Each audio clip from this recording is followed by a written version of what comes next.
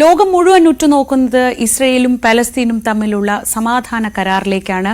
ഈ വെടിനിർത്തൽ കരാർ ഉടൻ നിലവിൽ വന്നേക്കുമെന്ന വാർത്തകളാണ് ഇപ്പോൾ വരുന്നത്. ഖത്തറിന്റെ മധ്യസ്ഥതയിൽ നടന്ന ചർച്ചയിൽ വെച്ച പ്രധാന വ്യവസ്ഥകൾ ഇസ്രയേലും ഹമാസും ഏറെക്കുറെ അംഗീകരിച്ചു.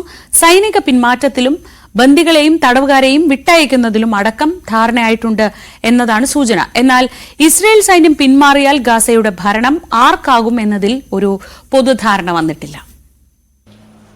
15 മാസം മുമ്പ് തുടങ്ങിയ യുദ്ധം ഇരു രാജ്യങ്ങളിൽ നിന്നുമായി 1,00,000-ഓളം മനുഷ്യർ കൊല്ലപ്പെട്ട യുദ്ധം. അതിനാണിപ്പോൾ താൽക്കാലിക പരിഹാരമാകുന്നത്. ഖത്തറിന്റെ മധ്യസ്ഥതയിലും അമേരിക്കയുടെ നിയുക്ത പ്രസിഡന്റ് ഡൊണാൾഡ് ട്രംപിന്റെ മുൻകൈയിൽ നടന്ന ചർച്ചയിലാണ് 3 ഘട്ടങ്ങളായുള്ള വെടിനിർത്തൽ കരാറിലേക്ക് ഇരുപക്ഷത്തെയും അടുപ്പിക്കാനായത്.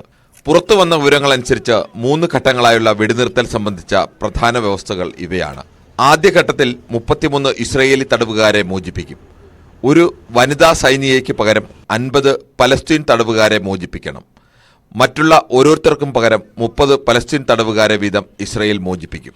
കരാറിന്റെ ആദ്യഘട്ടത്തിൽ ഗസയുടെയും ഈജിപ്തിന്റെയും അതിർത്തിക്കിടയിലെ ഫിലാഡൽഫി ഇടനാഴിയിൽ നിന്നും ഇസ്രയേൽ സൈന്യം പിന്മാറും. 16 ദിവസം കഴിഞ്ഞാൽ രണ്ടാം ഘട്ട ചർച്ച തുടങ്ങും. ഗസയിൽ തടവിൽ കഴിയുന്ന ഇസ്രയേൽ സൈനികരെ മോചിപ്പിക്കാനുള്ള കൂടുതൽ ചർച്ചകൾ രണ്ടാം ഘട്ടത്തിൽ. 42 ദിവസത്തിനുള്ളിൽ 1000 പലസ്തീൻ തടവുകാരെ ഇസ്രയേൽ വിട്ടയക്കും. മറുഭാഗത്ത് 34 ഇസ്രയേലി ബന്ദികളെ ഹമാസ് വിട്ടയക്കും. ഗസയിൽ നിന്നും ഇസ്രയേൽ സൈന്യം പൂർണ്ണമായും പിൻവാങ്ങണമെന്നാണ് പലസ്തീൻ ആവശ്യമെങ്കിലും ഇത് പൂർണ്ണമായും ഇസ്രയേൽ അംഗീകരിച്ചിട്ടില്ല.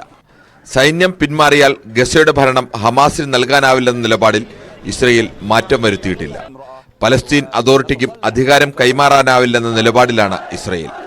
അന്തർദേശീയ സമാധാന സംഘത്തെ ഭരണനിർവഹണത്തിനായി നിയോഗിക്കാമെന്ന നിർദ്ദേശമാണ് ചർച്ചയിൽ. International desk, news 18.